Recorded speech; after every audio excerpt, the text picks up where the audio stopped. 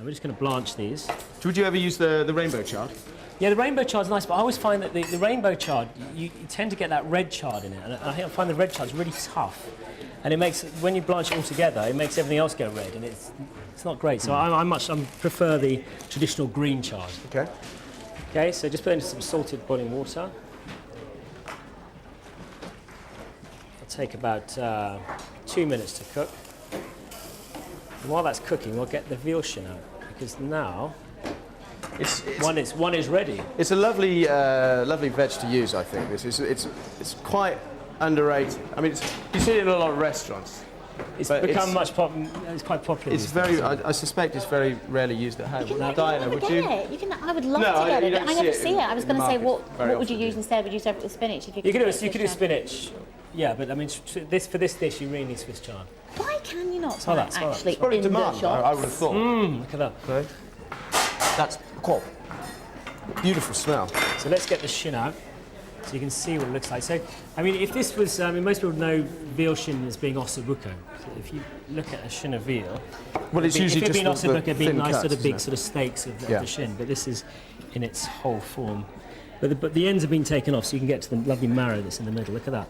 Nice. So is this a sort of special order thing at the butcher's? If you want to get it from your butcher, probably order a couple of 2 or 3 days in advance.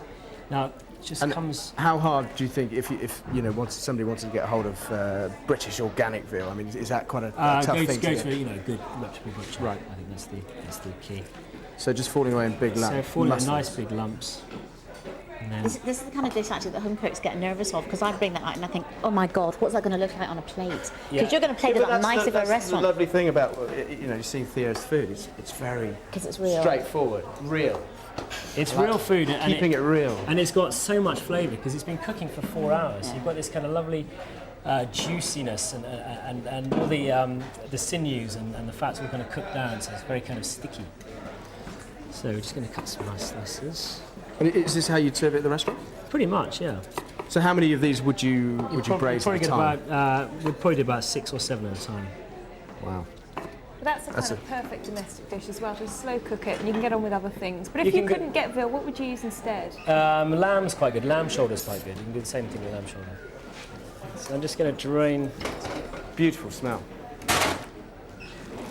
Thank you. So that's pretty much in and out. Which they'll give it a minute. It's still got a lovely greenness to it. Because it'll still have quite a bite. It has a little bite to it. Yeah, you don't want it to be too soft, because then it just loses all its characteristics and it becomes. It should have that kind of earthy taste. That's what's so nice about the chard.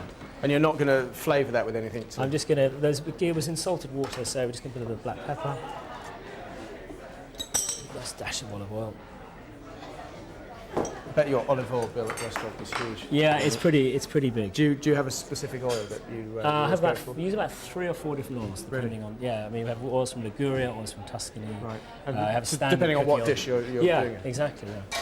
So look at that. This is where all the flavour is really. I mean, the meat has got a lovely texture, but you've got this amazing flavour. So before we do that, we're just going to scoop out some of this marrow. You can do that by just giving a good old. Give it a nod. Now, what's the linen? Sorry. Who gets that bit, Theo?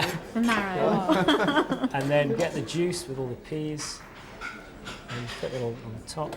Looks a bit like one of those sort of old 70s cookbook recipes. It does, but it's quite refreshing now, isn't it? Yeah. And then lots and lots of juice. The veal shin will really absorb it because it's quite fibrous. So